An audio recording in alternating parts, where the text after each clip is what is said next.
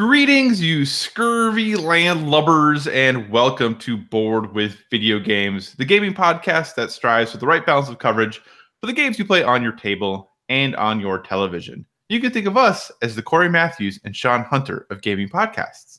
We're a proud member of the PSVG Podcast Network. I am one of your hosts, Kyle, and joining me on this co-op adventure, the only guy who can dismiss a class better than Mr. Feeney. Josh, how are you doing this evening? I am here. I noticed on Twitter you said it's been a pretty poopy day, so I'm hoping that this podcast is exceptional to lift your spirits. It's been a long day. In reference to your opening, Eric Matthews, or the actor, who is Eric Matthews, his name escapes me. He has a show on Project Alpha where he paints miniatures. Is it Will Friedle? Will Friedle. Yep, yeah, Will okay. Friedle. I was gonna look it up, but I'm like, I feel like it's Will something. Okay. Will Friedle. Yeah, he has his own. He's a board game miniature geek himself. He has his own show. I didn't even know that. That just works out really well. So there you go. Ties right in. Were you a big fan of Boy Meets World? Yeah, I mean it was the perfect time, and I was the right age for that. For still very well written show. Yeah. Still holds up. And in fact, I almost watched Girl Meets World just because of how many people were back. But then I was like, I kind of felt a little awkward watching a show at my age for the age that show is geared towards. So my wife is a big fan of Girl Meets World and has watched, I think, every episode of it. So I've caught a number of them. And let me tell you, they tackle some pretty hard-hitting topics on that show. I really was surprised at the level of depth for some of the topics that they go into on that show. It's very surprising. That's good. I mean, Boy Meets World, if you think about the age we were when it was out, they had some serious stuff too. I know. So it's good that they kept that. I think they had the same writers, so I think it's good that they kept to that. Yeah, no, absolutely. So, hey, but you know what? This isn't a gaming podcast, though. This is a gaming podcast. I mean, this is a gaming podcast. This isn't a television podcast, though.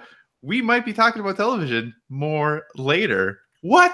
Are we going to be off the rails this episode? I think we're going to be. But hey, thanks for joining us so much this week. As always, if you have any feedback, questions, suggested topics, hit us up at Board with VG on Twitter. Check out all the excellent photographs that Josh posts up on our Instagram, also Board with VG. You can find us on Facebook, facebook.com/boardwithvg. Feel free to give us a 5-star rating over there for how awesome our podcast is, because we think it's pretty great and we think you're great. So we should share in that 5-star greatness together. Also, if you want to communicate more long form, I'm still waiting for that fan fiction. Of any fan fiction you want to send in, we will read it.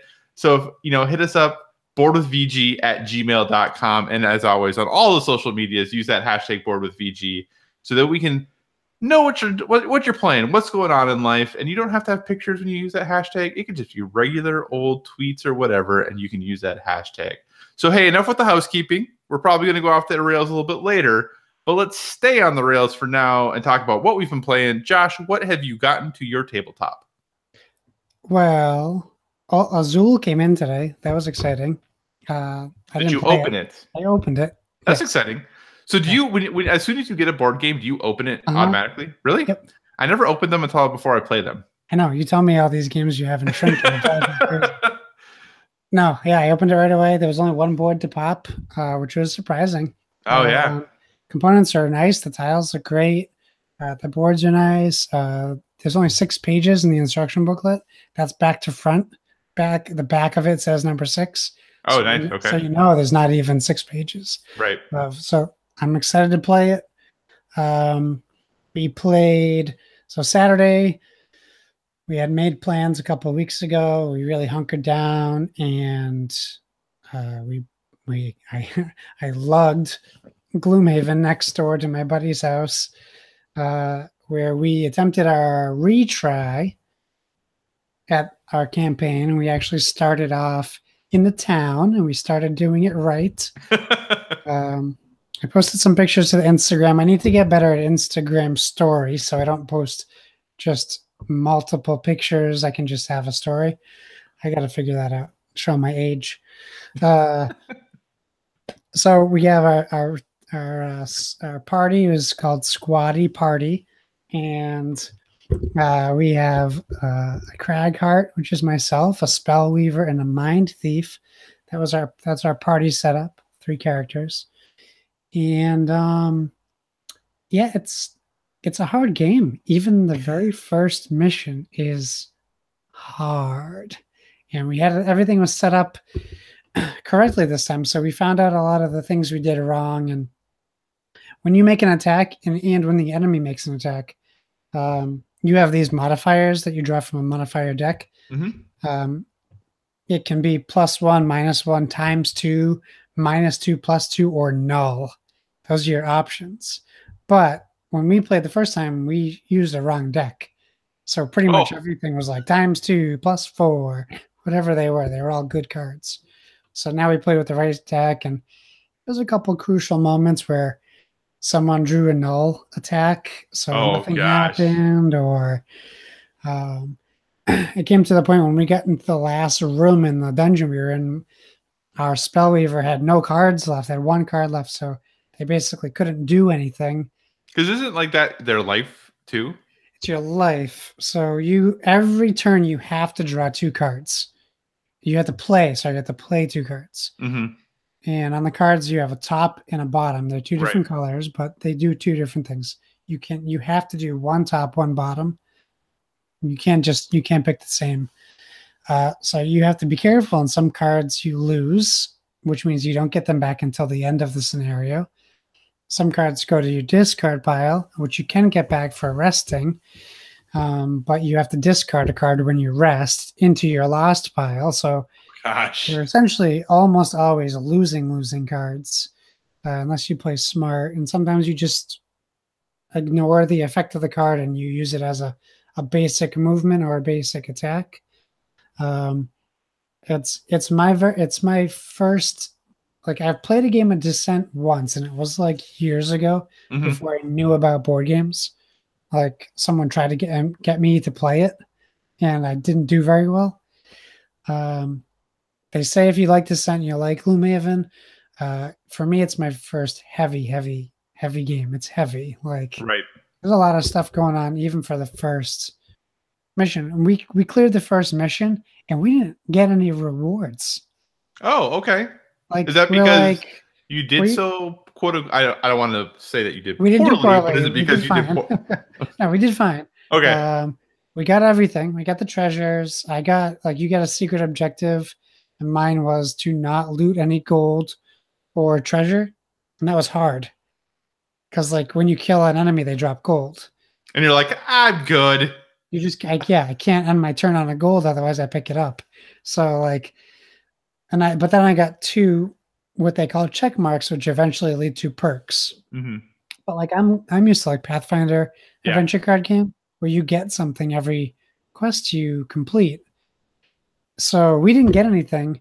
Our Mind Thief, he opened the treasure chest, and when we found out what the treasure chest was, all it was a secret location 2-way side quest. That's like literally the equivalent of like being good at your job, so they give you more work. Yeah. So we completed scenario 1, and it was like scenario 65, and I'm like, oh my god, are we even prepared to do this? And what's going to be at the end of this? So we didn't really get anything. You know, the other 2 guys, they got plenty of gold. I get nothing, literally. Like, I got 2 check marks, and I still need 1 more to get a perk, so I didn't even get a perk. So did you get the 2 check marks because you didn't get any gold? Yes, because I completed my secret quest. They would at least want to give you enough to make it worthwhile right away. But yeah, I regretted it at the end. But I mean, I feel like it'll pay off the next game we play. But yeah, that's what I played. I mean, I look forward to telling you and the people listening more about it once we really get past that first mission, because there's not too much to tell that I didn't tell the first time we played it. Right. But I look forward to that. Is the goal to play like once a week? Like, are you guys trying to set up a regular game, or how long until we're going to get to hear more about your Gloomhaven adventures? So I mean, we want regular games, but um, one of the other two guys we play with, he has a son who is turning 1 in about a month. So we have kids a month apart, so it's very hard. And he works nights. So when we get together, he's coming home from work and trying to get like 4 hours of sleep in before we play. Gotcha. And not having family time. So I think it's going to be like a monthly get together. Okay. But we set aside 8 hours to play. It took us like 6 hours to get through, and then we played Flip City as like a palate cleanser. Right. But I think now that we have it down, the next time we play, we'll hopefully be able to get 2 scenarios, maybe more, in a day. I think the goal will be 8 hours each time we play. So. Gotcha. Very cool. So anything else other than Flip City and Gloomhaven? No. I keep thinking no. Nope. No. Onitama and Azul are on the wish list for this upcoming week. But that's it. How about yourself? So, we're still playing Stuffed Fables, but I said, Erica, we have to play something else at least once. So I have another game to talk about on the podcast, because though we both love Stuffed Fables, I gotta have something new to talk about. And you shared a picture. And I shared a picture. Go me. So obviously, man, I don't even remember what episode it was, but a while ago, you had talked about photosynthesis on the podcast, and I've had it for some time. I've really wanted to bust it out and give it a whirl. So I took the time. I sat down, talk about a game with a lot of punchies, a lot of punch boards. Oh yeah, so I sat down and I punched them all out, and I assembled all of my trees, and another very thin rule book, like 4 sides total. Like it just flips open. Like that's it. I was like, okay, well, I'm going to go learn a game. So I guess I'll learn photosynthesis. So I thought I was going to have to sit down for like an hour to learn how to play this game. No, not at all. Like 10 minutes. And I was like, I got this. Like, this is pretty straightforward as for how it goes. So again, photosynthesis from the, designed by, oh man, is it Hjalmar Hawk? I think is how you pronounce his name. Published by Blue Orange. It's a 2 to 4 person abstract strategy game. This game really looks cool on a table. Like when you were playing this game, it looks awesome. I think that is something that, if you were playing this at a board game meetup or at a convention, like this game is going to draw people to it. I mean, obviously a lot of people are going to know what it is, but it just really has a cool presence. And for me in games, and like we talked about a little bit last week, having cool components is always just fun. Like I enjoy that. I like having cool things to play with. And this game definitely looks cool, definitely has that table presence. And the graphic design is really pretty. Like it's a pretty looking game. I like a lot of the subtle little design tweaks they did on the trees, where they'll have like little foxes and like little animals in them. Like it's a nice, pretty, fun to look at game that's beautiful. I'm a fan of abstract games. The wife is not a huge fan of abstract games. She wasn't a huge fan of this game. I really enjoyed it, but she did not. She did win.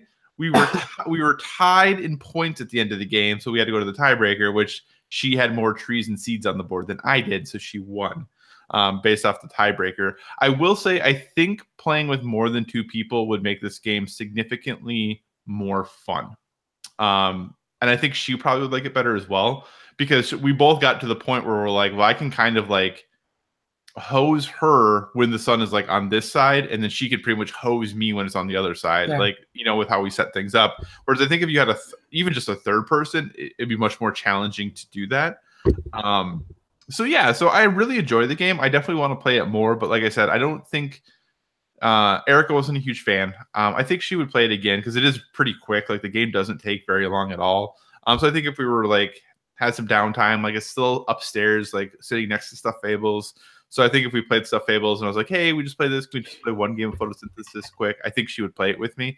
But it's just not her style of game. She doesn't like that. She doesn't like going Onitama. Like she doesn't like those Fox in the Forest. She doesn't like Fox in the Forest. Not like abstract, but right. But I think it's a little interesting because we're very different. Like she really likes like heavy, crunchy Euros, which I find interesting because to me, those are kind of like puzzle games in a way. Like you're just trying to figure out like what is the best like what is the best solution to the problem in front of me. You just do it in a different way. It's not like with a big chunky moving piece like Blockus or something like that.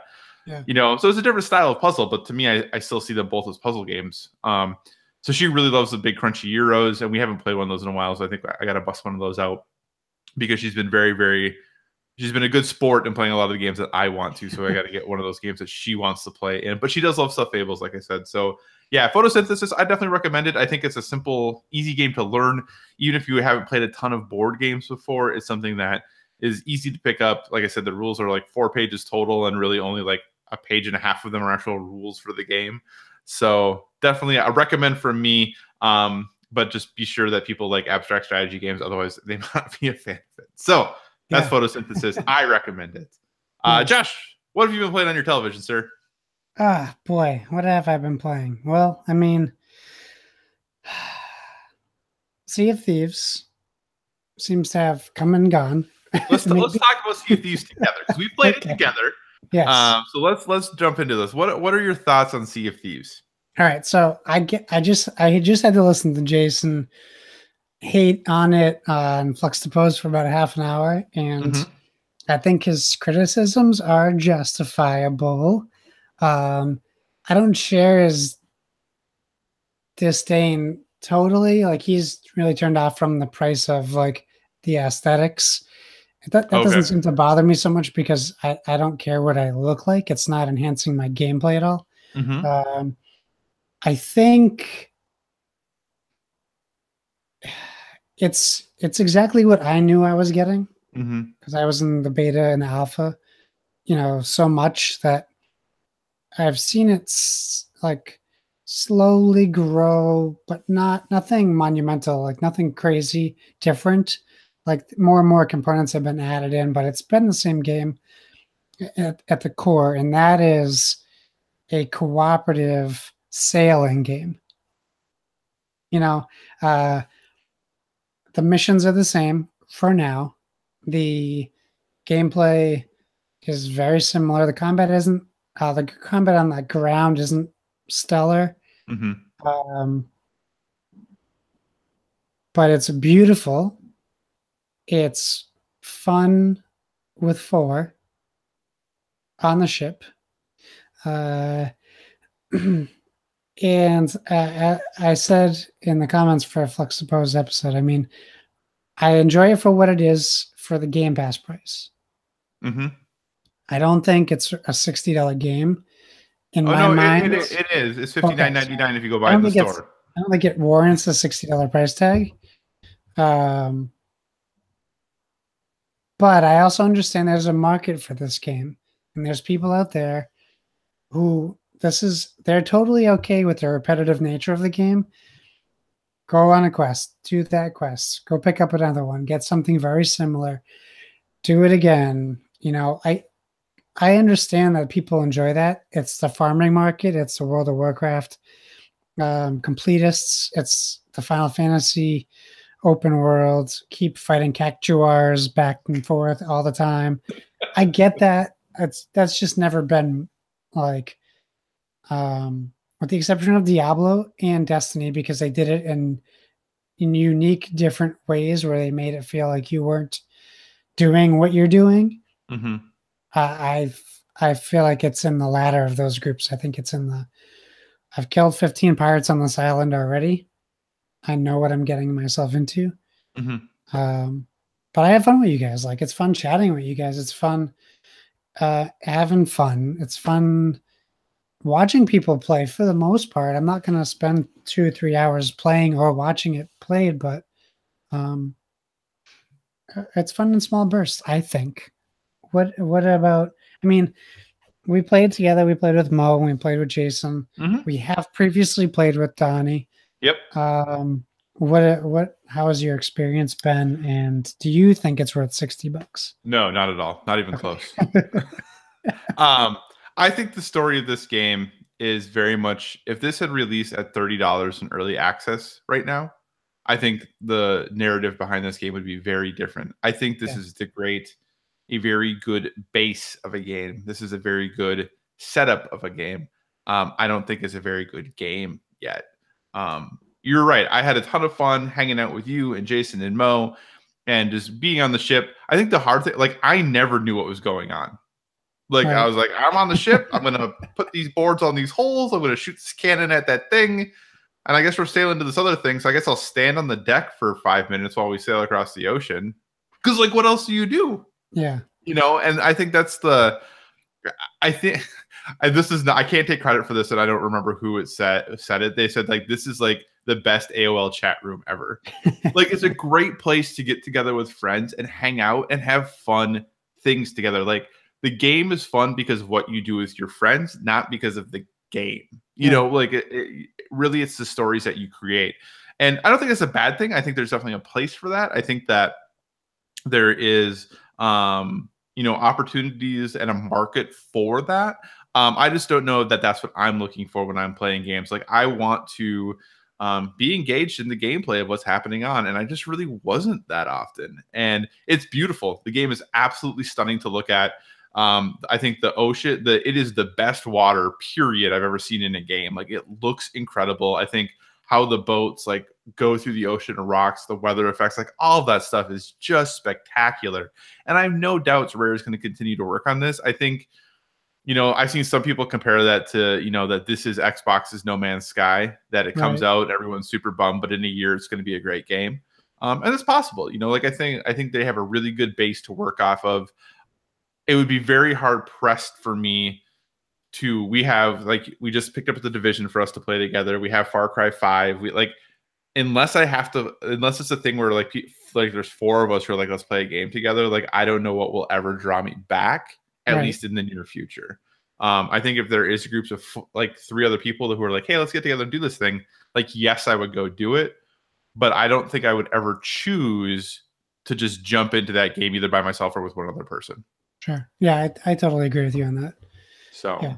But yeah, like I said, I hope that like in a year that it is a stellar game, and I think it being on Game Pass is honestly very good for it. Like, I think that makes it, like, I'm not planning to get rid of Game Pass anytime soon. So in 4 months, you know, when they release a really huge update, that's all those things. Well, am I interested enough, and do I want to be good enough that I'll jump back in? Absolutely.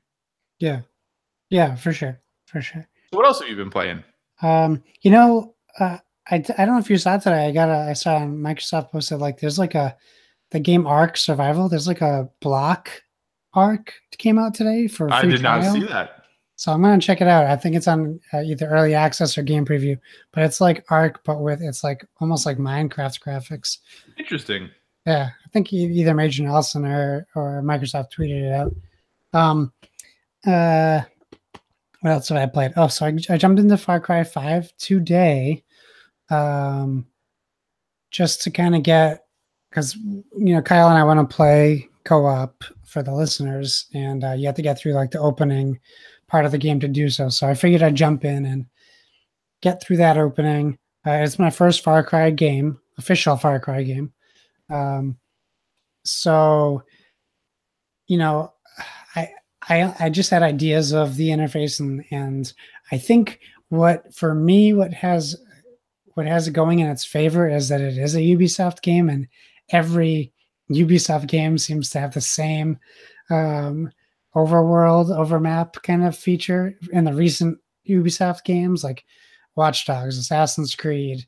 You generally have an idea, like they do a lot of unique things, but with those franchises, for sure, like, you have an idea of what you're getting into. Yeah, not to diminish anything from the game, but it's good for me because it's a familiarity. Absolutely. Even like Midnight Club had a very similar map, so like it's easy for me to navigate. I was telling Kyle before we started, I like the open world feel, and I don't at the same time. Like, it made me feel the opening. It made me feel nice and cozy, and like I kind of knew where I was going. And then as you progress, it really opens up, and it just took me aback a little bit. So I'll get used to it. But the game looks fantastic. Obviously, I have the added benefit of the Xbox One X, but I'm pretty sure this game looks fantastic on every console, no matter what you're playing on. But it just looks phenomenal. And I got glasses recently, and I started this thing where when I went to see the eye doctor, he said, your vision's fine. You don't really need glasses, but you have like astigmatism in your left eye. If you want to see sharp HD again, you can wear these all the time or whenever you want. So now you gotta get the most out of that X. I only put them on when I'm watching a 4K movie or if I'm playing the Xbox. That is awesome. And it is honestly a huge difference for me personally. Like I take those off before I turn the game off, and I'm like, I have to get adjusted to the real world because I'm like, everything is blurry again. Yeah. For a minute. But I'm really enjoying that experience. It's probably not good for my eyes that I keep doing that, but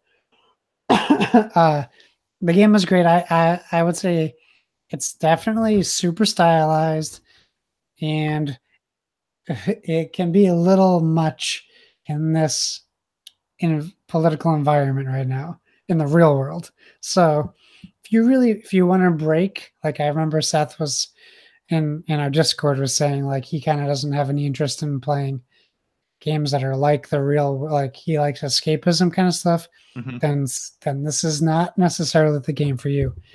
This is going to pull you right back into all this stuff that's going on now. But I can separate the two, and I enjoyed it a lot. And then I figure we'll talk about the other game we played at the end of your what are you playing thing, so I don't monopolize the whole gaming talking time. So yeah, take it away. So for me, the game that I've jumped into and I've been playing the most as of late is I jumped into Ni no Kuni 2 Revenant Kingdom on PS4. This is the sequel, kind of a name only, to Ni no Kuni, which came out PS3. Ni no Kuni Wrath of the White Witch, if I recall correctly. Still developed by Level 5 and published by Bandai Namco. That first game was done in conjunction with Studio Ghibli, so it has that very Studio Ghibli inspired art. This game was not done in conjunction with them. There was no agreement. I think some of the animators maybe from the first game just came and worked at Level 5 now, but there's no direct connection for this game. And in a lot of ways, this is a sequel by name only. I mean, they could have easily called this probably anything else if they wanted to, and it would have been a very standalone game other than for the art style probably.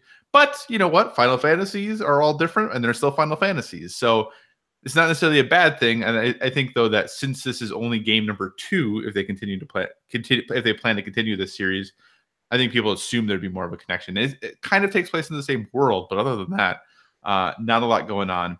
But this is a JRPG. In it, you control a young boy named Evan, whose kingdom, which is called Ding Dong Dell, has been overthrown, and he has a companion, Roland, who they are going out into this world to try to establish a new kingdom for Evan. And this is not a spoiler. Well, this is like the first 30 seconds of the game. Do you think that's a spoiler, Josh, if I thought it says what happens in the first 30 seconds of the game? I mean, I think it's fair game. Like, okay. Dumbledore dies, so you have that. Whoa!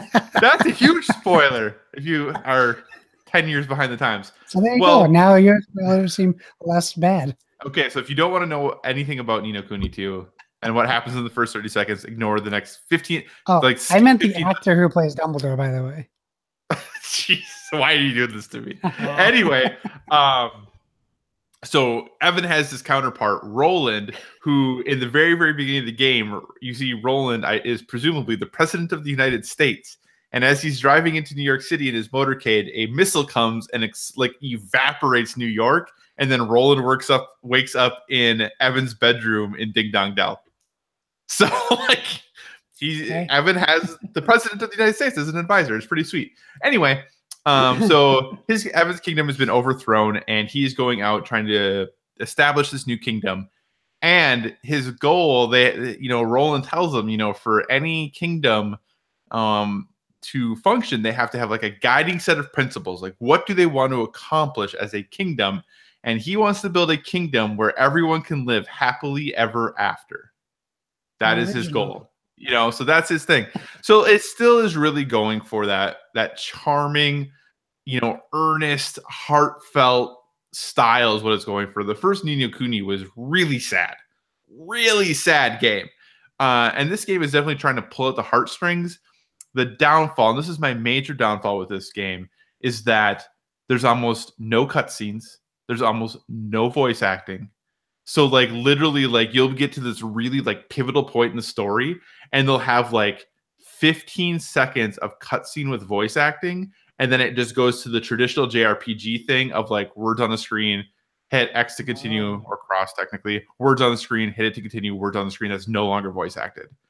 And it just seems like this huge missed opportunity because like, you know, I swear, I feel like every cutscene that has happened in this game was in the trailers and they had to use every cutscene because nothing else is voiced in the game.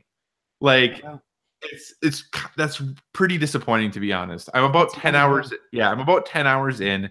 That part of the game, pretty disappointing. Now, I will say the game itself, I'm really enjoying playing. I think the combat is fun. It's a little simple. It's kind of is trying to strike this balance between it is action combat, so it's not, you know, the first game had kind of like a Pokemon style of combat, but it's not like the whole, you know, wait for your turn. Okay, now I get to go. Like it is action combat. And they have a bunch of different systems that are built into this combat. You have Higgledies, which are these little creatures that are with you that, you know, if you run into a circle they create, you can hit X and they do the special ability. Sometimes they'll attack the enemy. Sometimes they'll heal you.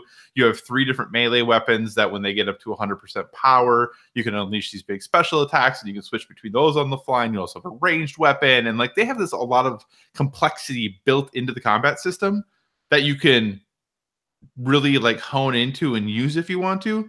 Or if you want to, you can just go ahead and button mash a whole lot, and most of the time you'll be okay. There's a few fights that I don't think you can do that in, but for the most part, you could do that and be okay. So I think the combat's fun, but I also have been like trying to master and like do all of these things, and I find it fun that way. But I think if you wanted to just button mash, you kind of could. But in addition to the combat, they have this skirmish mode, which is almost like a real-time strategy game, where you have like a top-down view and Evan is in the middle and he's like leading armies against other armies, and you have to like rotate your armies around so that they're fighting like the positive fight, like that they have the advantage against the other units they're going against. So you do this like real-time skirmish thing. And then there's also a building sim where you have to literally build your kingdom and like add all the different buildings and get the recruit workers to work in them, and then they have to do research. Like there's just a lot going on in this game. It definitely has a lot of different layers. I think that adds a lot of fun to it. I think all of them are reasonably deep, but not overwhelming. And I think for better, for worse, you can really dive deep into them to be successful. Or if you're not super interested in something, if you get the basics of it, you can probably just get away with the basic level of knowledge and maybe not leverage it as positively as you could, but you'd still be able to progress through the game. So overall, the game is really pretty. I think it's really fun to play. I think the music is excellent. So overall, really enjoying my time with it. Just very disappointed at the voice acting and cutscenes and how they're trying to tell this story, because the story in the first one was so good. And the story in this one is so fine. Like it's just fine. So that's Ni no Kuni 2. We'll continue to play it. That is the game I'm going to continue to pluck away at on my PS4. Obviously, we talked about Sea of Thieves already. I am, I think, 7 minutes into Far Cry 5, so I'm not going to talk about that at all today. But, Josh, we did stream and play a little bit of Divinity Original Sin. Well, we tried to stream. We tried to stream. Did it not stream at all? Mixer didn't do anything. So okay. We did stream. I'm assuming it's on my end. I hadn't tried setting Mixer up before we, I didn't try doing a test or anything. So, right. So I'm assuming I screwed something up. So but I showed my little bar the whole time we played. So there we go. So our plan is to continue to do some more streaming, pretty much on Mixer at this point, and we might upload them to YouTube later. But for now, it'll mostly be on Mixer. We jumped into Divinity Original Sin. If you're not familiar, this is from Larian Studios, or Larian Studios. They just recently released Divinity Original Sin 2 last year, Most people considered it one of the best games released last year. But this is a very old school like computer RPG. Like you pick your character at the beginning. There's a lot of different specs you can pick about like what their abilities are, who they are, the way they interact, and then from there it's very much like you can touch and pick. It's like 3/4 top down isometric view, and then you're very much like everything can be picked up. Pretty much everything can be interacted with in some way, and you're kind of working your way through. I'll be honest, I enjoyed playing with you. I have no idea what was going on. Yeah. It's like, so to describe it to people who haven't played it, I mean, old game is old, Jason, I know. I'm the one who brings it up. It's not as much like Diablo as people might think, because in Diablo it's more focused on combat. It's more like, for PC players, it's more like Baldur's Gate or Baldur's Gate 2. And for like, if you're an old school PlayStation player, it's like those Elder Quest games, where it was like a kind of a mix of Baldur's Gate and Diablo. It's very much in that style. I mean, I kind of got the idea of what we were doing, but we didn't have too much story because it was just kind of the intro mission that we ended up dying on. Like, Whoops. we didn't plan it well enough, and I don't think I knew you had fire arrows, but I don't think we necessarily knew how to complement each other perfectly. Yeah, right. So, and there's like a lot of points where like it's fine to split up. Like I'd be on one half of a little map and you'd be on the other half, and we'd kind of just meet as we explored on our own. So I think once we have that figured out, it will be a fine game, I think. I mean, if we feel like we need a break from like the Division or Far Cry for a different style of game, I think it'll be a great game to pick up.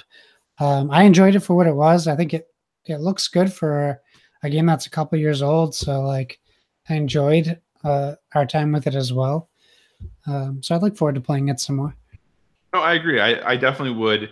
I think it's cool because there is so many things you can do. Because like, I just remember at one point, like, we found this key to this door, and I was like, oh, that's great that we got that key, but I had already picked the lock, so we really don't need that key anymore. But hey, that's cool that we found it. You know, I like the fact that there were multiple ways to approach everything, and there's different ways that you could handle things. And it felt like true freedom in the way that we wanted to do most of the stuff. And then, yeah, I think the hardest thing was I kind of understood combat, but didn't fully understand combat. And then we got into a pretty tough combat battle. And then like I hit a wrong button and it was bad news. And then we died. So that's what we've been. Yeah. Sorry, I was gonna say okay. I used all my AP to move, and I moved right next to the boss. And that's how I died. Oops. We all make mistakes. It's okay. Well, I had done a ton of damage. I thought we were in good shape, but then we didn't have any AP, and then it was just bad. And then anyway, and his ghost was fighting us. Yeah. So, all right. Well, hey, that actually was a long time of us talking about what we've been playing. And with this being the 25th episode, we thought it'd be fun, maybe every 25 episodes or so, to just go off the rails a little bit, put games and things like that on the back burner, even though we just talked about them for 40 minutes, just to talk about other things we've been doing and other things that we're up to and the other things that we're involved in life. While games are a huge part of what we do, there's other things that we do to kind of balance things out because we can't play games all the time. So, Josh, to start with, sir, what have you been reading, watching, doing to participate in life outside of games? All right, so I'll talk. So I'm reading a book right now. It's called Everything is Horrible and Wonderful, a tragic comic memoir of genius, heroin, love, and loss. So it's written by Stephanie Whittles-Wack. She is the sister of Harris Whittles. You may not know him by name, but if you're in the comedy scene, you probably know him. He was a writer on Parks and Recreation. He was a writer on Master of None. He was going to be a big part of Master of None Season 2. He actually passed right before they moved to New York to start that. He was a big part of Comedy Bang Bang and lots of other things. Very talented, very young. Writer and comic, and he actually became addicted to opioids from back pain, which spiraled. And essentially, this book is his sister was his best friend, the person he told everything to, and this is her accounting of pretty much starting from the day he dies, going through what they went through, figuring out his life, what he went through, exploring the trials and tribulations he went through, and pretty much this is a guy who actually invented the word humble brag, if you've ever heard of it. He didn't get credit for it, but it's in the dictionary now as a word. And he's just a funny guy. If you ever listen to the Comedy Bang Bang podcast, he's on it so much in the past. He was even on the TV show a couple times. Very funny, very quick-witted guy. So if you like stories of young talent and what they went through, and even if something you can relate to, I think so far it's been a fantastic read. It's been emotional. It's been sometimes it's been laugh out loud, not necessarily loud, but laugh it like funny. But it's something to read. Like, we always seek out comedy and humor and action and all this kind of stuff. Every once in a while, I think it's nice to kind of to take a step back and get back into like real life issues and experience what people have gone through. Kind of makes you appreciate your life a little bit more as well. So I recommend it. I don't think I think it's like, yeah, it's like $22 on Amazon right now, but I'm sure you can get it as an ebook or at the library. I would recommend checking it out for sure. Do you want to hit a book on your own, or do you want to? Yeah, sure. I'll jump into a book. So I go through stages in my life where I am a voracious reader. Like, I read constantly, and then like I won't touch a book for like a year, and then I'll go into a phase where I read again for like a year. I like read constantly. So I kind of go through these ebbs and flow cycles with reading, and I'm kind of I'm getting back into a voracious cycle where I'm starting to read a lot again. And I started, I tend to read a lot of science fiction and fantasy, probably surprising no one since we do this kind of a podcast. But I tried to jump back into the Dresden Files by Jim Butcher. I had read, I think it was like the first 10 books in the series, and I hadn't read one of the books in like 2 years. And I was like, well, I'll just pick up right where I left off and it'll be great. I started that next book and I was like, oh man, I can't remember a thing. Like, I don't remember what's going on because like, yeah, it's been like a couple of years since maybe I read the last book, but then how many years has it been since I read the first book? So I said, you know what? I'm going to start over. So I have started over on the Dresden Files. And actually I'm going through them pretty quickly. I read the first book here in about a week. I'm not quite, my wife is a huge reader. She read this last weekend, she read 3 books over the weekend. Yeah, she is like, yeah, she reads a lot. And so the competitive person in me is like, oh, I'm going to try to keep up. And I can't, like, I just can't, but that's a lot of reading. Yeah. She reads so fast. It's crazy. We have, I think, 5 bookshelves full of books in our house, like 7-foot bookshelves that are like 4 feet wide. We have a lot of books. But anyway, so if you're not familiar, the Dresden Files follows Harry Dresden. He is a wizard who lives in Chicago. And it has all of the typical fantasy things of, he's a wizard for hire. So if you have spooky things going on, you can come hire him like a private investigator and he will take care of the spooky things. But yeah, it's just a really interesting look at, in some ways a different take on a lot of on werewolves and vampires and what they mean and how they interact with things and kind of the way they do things. I think that the Dresden Files used to be super, super popular. I think they've kind of gone out of fashion as of late. Harry Dresden he's pretty chauvinistic as far as a character goes.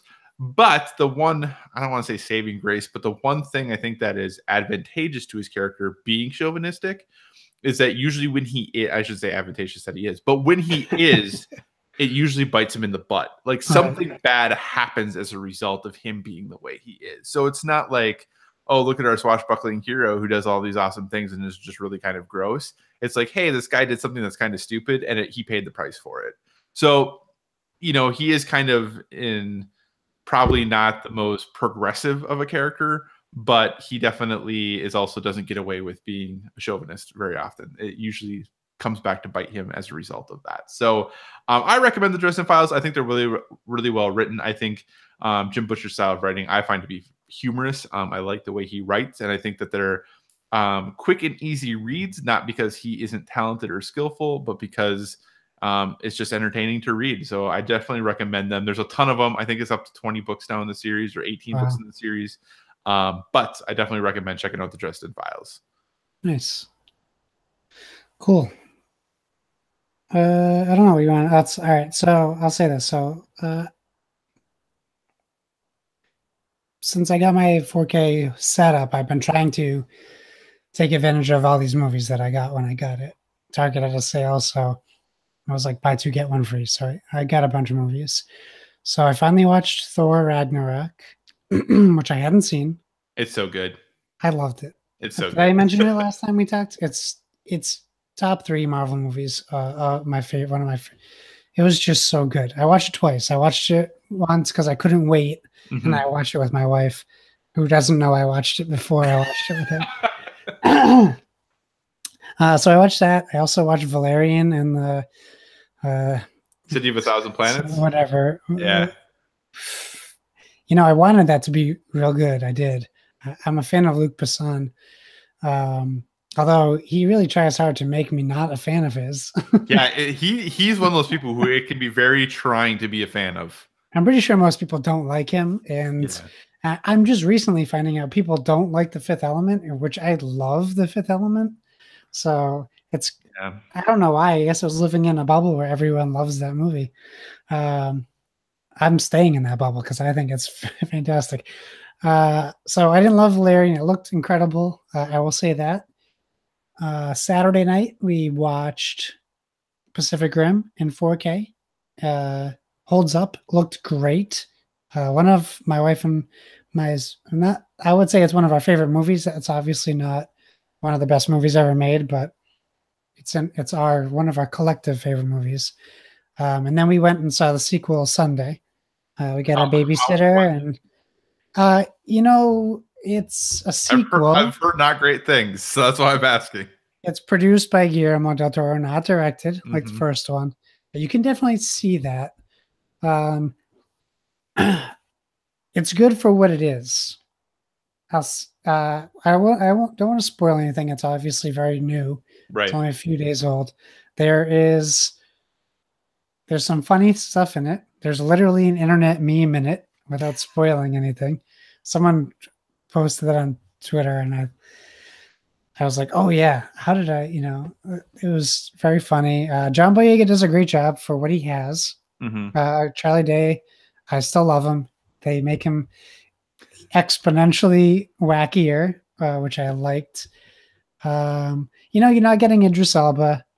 You're not getting those powerful characters from the first movie, even like Charlie Hunnam. But they did for what the story was, they did a good job.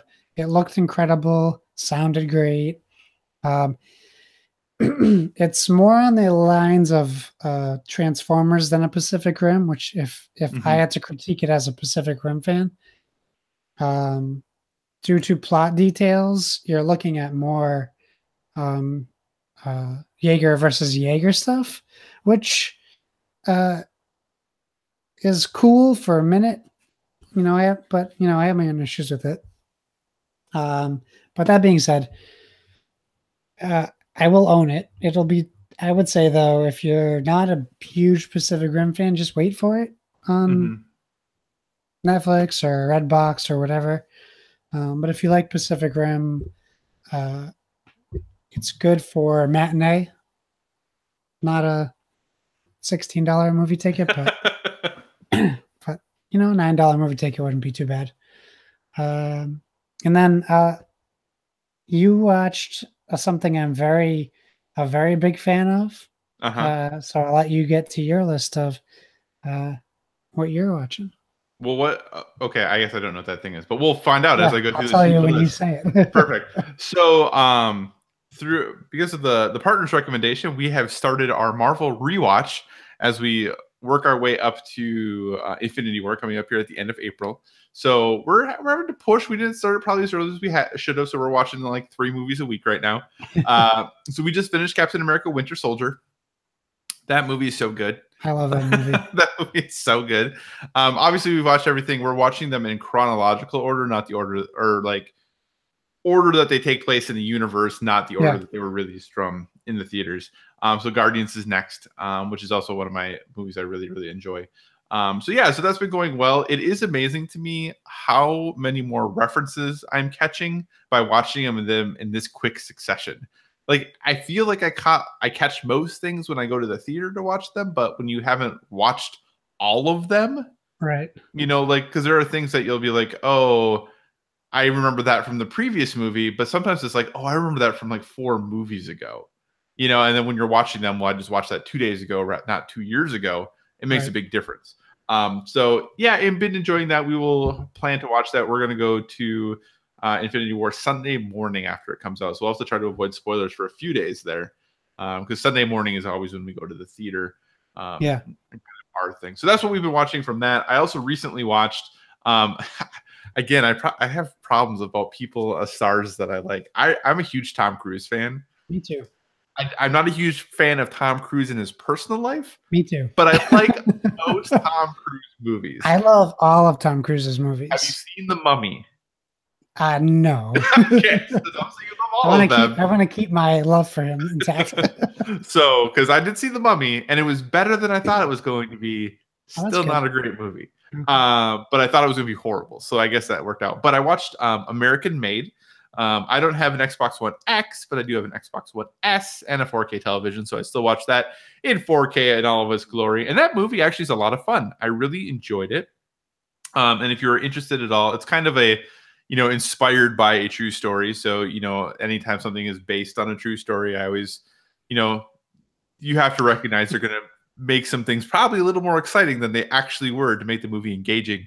But it is a really interesting look at how intelligence communities in the United States work. And, obviously, like I said, I'm sure not everything is 100% factual in it.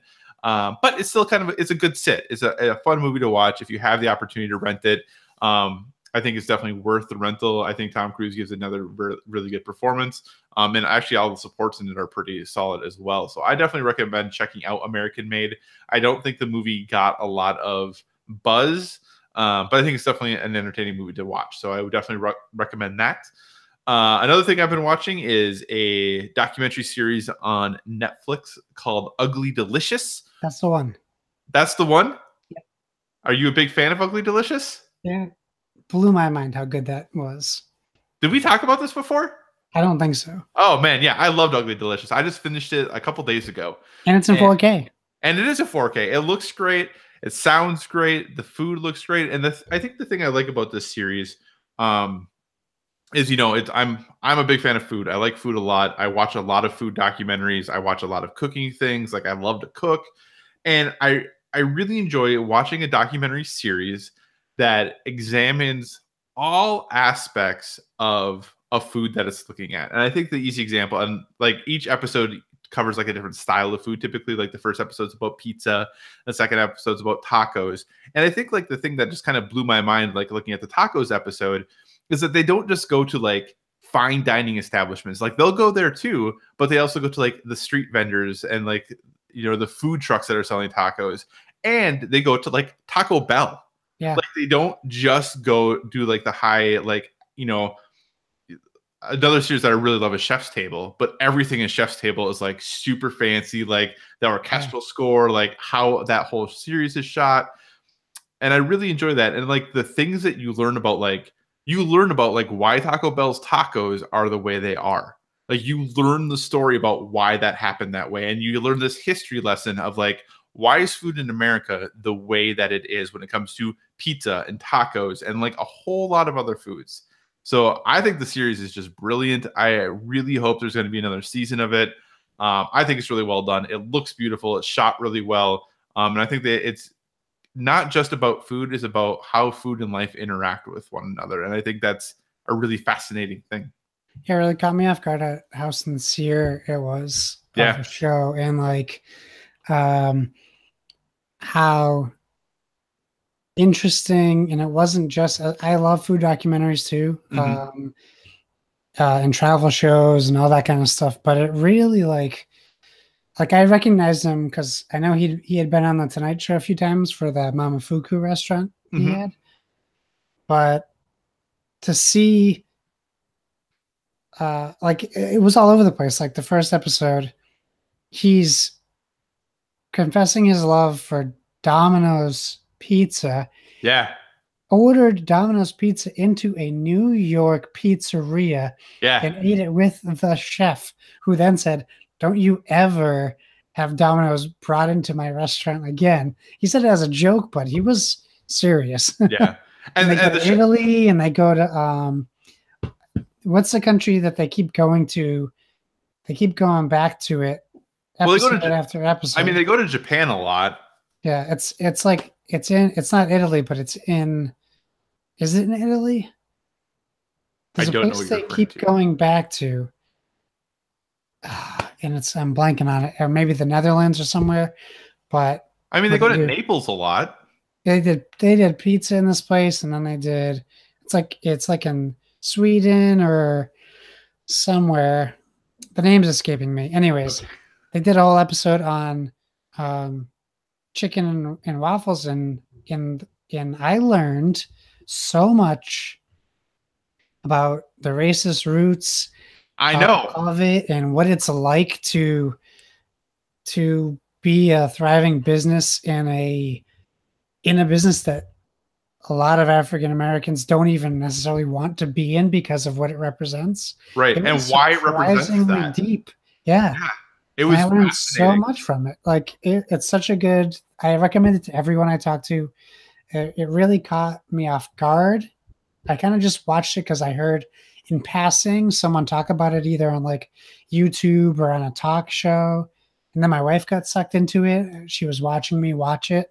And then she just would sit down and watch it with me. Like, I can't recommend it enough. It was so good. Yeah, it is really excellent. David Chang is the name of David the Chang, yeah. chef who does it, and some people aren't a huge fan of him because he's kind of arrogant.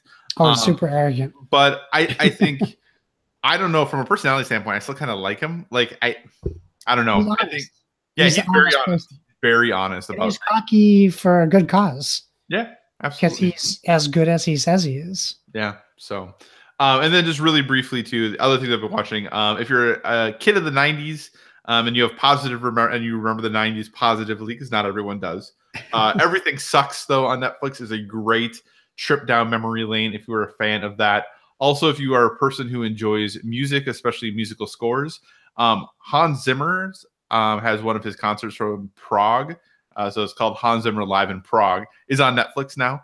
It's from his 2017 tour when he's playing a whole bunch of music from the scores from the past. And I mean, some of them are like what you'd expect. The song, you got your Batmans, you got your Hunt for Red Octobers, but some of them are super deep cuts. So it's actually just really interesting. I watched it. Well, I shouldn't say I watched it. I listened to it while I was at work because I was just listening to the music. So from a visual standpoint, I guess I don't really know what it looked like. From a musical standpoint, it was really enjoyable. So if you have that ability to you want to just listen to some really excellent, and the quality of the performance is top notch. Like it is done really well. So if you're a fan of musical scores and want to check out some of Hans Zimmer's work, Hans Zimmer Live in Prague is on Netflix. I would recommend it. And finally, I'm rewatching the show Castle with Nathan Fillion. My wife's a huge fan. We just decided the other day to brush those DVDs off and start going back through that. One of those shows that we have all the seasons on DVD. So going back through that show, especially the early seasons, it's just so fun. Like it's not the highest quality television. It's not going to win critical awards. It's not the best writing. It's not the best acting, but it's just fun. It's like that junk food of like, sometimes you just need something that makes you feel good, and Castle makes me feel good. So rewatching Castle. Anything else, sir, that you have been up to that you want to talk about? I would say no. I don't think so. I mean, I think we're finally out of the winter storm season. It looks like, so that's a big positive. That is good. We have Easter weekend coming up, so um, that'll be interesting. We have to do some more traveling against my will this year. Uh, a brunch and then a lunch. So Ooh, all of a that's gonna sudden, be a lot of that's gonna be a lot of food before 1 p.m. yeah, Easter is like my family's holiday, and all of a sudden, the wife's family is all of a sudden wants to do brunch on Easter, and we have to go to it. So go to brunch at 10 and then lunch at 1. I've got to, and I have to carry a baby around everywhere. So it's going to be a long day. Um, Otherwise, yeah, I don't know. Baby turned 21 days ago. So now it's just a whole year of who knows what this little thing's going to evolve into. Well, hopefully you continue to grow as a person. Like that'd be the goal, right? Like That's the goal. He'll continue to grow into a person. Yes, we did the Pokemon test. I don't know if you saw. no. We had we got the four starting Pokemon stuffed animals, and we laid them out across the floor, separate from each other. And since he's been walking for a while, started him at the other end of the room and Mm-hmm. let him walk to his starting Pokemon. Oh, and And what was selected? he went right to Squirtle. Okay. So we got a Squirtle guy. Pokemon's really for the wife. I was a little too old for that when it came out, in Uh-huh. my opinion. I mean, there's plenty of people my age who are obsessed with Pokemon. So it's not a criticism. It's just not for me. Well, and I'm not a Pokemon person either. Like I thought there was 3 starting Pokemon. I don't know. Yeah, me too. I But I don't know. guess it's Charizard, Bulbasaur, Pikachu, and Squirtle. Oh, okay. Okay. Okay. So I've been told. I just go by what I've been told. Yeah, I just thought it was Charmander, Squirtle, and Bulbasaur, but what do I know? I Yeah. have By no the time I was old enough to figure it out, all the new starting Pokemon were weird named, not idea. any of those Pokemon. Not like the normal named ones like Bulbasaur. Sorry. Sorry. Good call. There were just the weird named ones after that. Sorry. Not the normal ones. Not the ones you start with. What about you? Anything? I mean, I could talk your ears off for days, but Not that's all the, you need to yeah, I know. mean,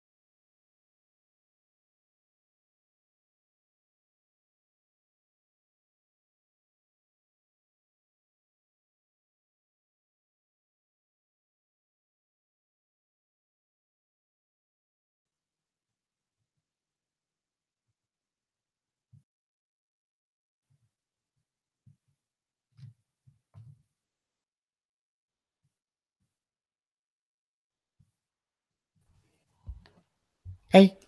Hello. Hey, look, we're back in live. This will be great for editing. It'll be wonderful. That was super weird. So yeah, maybe I was about to say, like, I just assumed business as usual meant my stuff went bad, but I guess I saw a frozen picture of you, so I tried to log out and then join back in, but then it started calling PSVG, so I didn't know if that was gonna interesting. Whatever it did. So yeah, because you froze for me, and then I couldn't connect to anything in YouTube or Google, but all the rest of my internet worked. Like, so I don't know if it was like a brief YouTube hiccup or what it was, because like Discord still worked, like all of my other internet stuff worked. Like I tried going to other websites and all of that worked. It just, for whatever reason, the call got dropped. But anyway, let's just finish it up and I'll edit this and it'll be fine. No big deal. Do you want to pick an edit point? I have the timer on my phone. Okay. So I know where the edit point is. Yeah. So I stopped it at when I noticed the issue. So that way I'll just leave it stopped there. So I'll just know at what time we had the issue at. So we're fine there. And then I'll just find by scrubbing where we start again. So anyway, I don't know for sure. You passed it back to me. Yeah. And then I'll just be like, hey, Josh, we've had a lot of fun going off the rails. What do you say we wrap this up? Yeah, I think that's a good idea. We had some questions. We'll get to them next week. Yeah, I think for the PSXP folks, they asked their question a while ago. I think that just might be our topic next week. Well, yeah, we'll see. We're ran out of time. PSVG, PSXP podcasts are going to be our Matt Damon to our Jimmy Kimmel. Oh, that's true. They could be. Keep running out of time to answer their question. That'd be fun. Yeah, and then Spleg, I added Elon Musk, so maybe we can get an answer to your question. If not, we'll answer it next week. You guys know where to find me, at Josh Bones on Twitter. You can find me at Baloney Borboni now on Instagram. I saw that change. _Borboni. And I'm off Facebook, and it feels so nice. It's been about 3 days, and I'm off for now. I'll be back on to do some monitoring of our Facebook page for Board with VG. So you can still hit us up there for now. Without asking Kyle's permission, I put him in charge of that until I get up a temporary Facebook thing so I can monitor that. And then make sure you guys keep using that hashtag Board with VG. Let's hear how you can find Mr. Psychocross himself. So yeah, you can find me, pretty much everywhere: Twitter, Instagram, PSN, Xbox Live, Board Game Geek, all at Psychocross, like Josh mentioned, which is CYCOCROSS. As always, if you have any suggestions for future topics, be sure to reach us out to us on those social medias. We want to talk about what you want us to talk about, so let us know what would you be interested in hearing us chat about. So hey everyone, thanks for being on this journey with us. Thanks for enjoying or participating or listening to our Off the Rails episode. And as always, everyone, whether it be board games or video games, never stop gaming.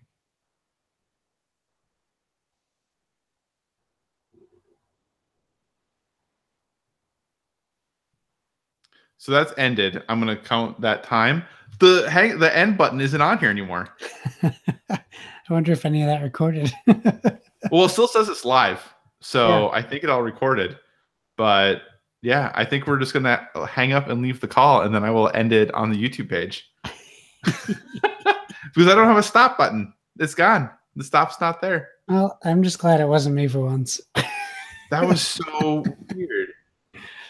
Well, now you get to test your editing chops. And I will now get to test my editing chops. That is for sure. Yeah, you do. Otherwise, we'll just have a lot of really fun, before and after talk like this in the podcast, and everybody will be like, "These guys don't know what's going on." They'll know our secrets. Yes, the limited secrets we have. Yes, awesome. All right, man. Well, I am going to bounce and make sure that this all got onto the YouTube at least, okay? And then that way I have something to edit, so we don't need to re-record. Sounds good to me. All right, man. Have a good night. All right, you too. Later. All right, later.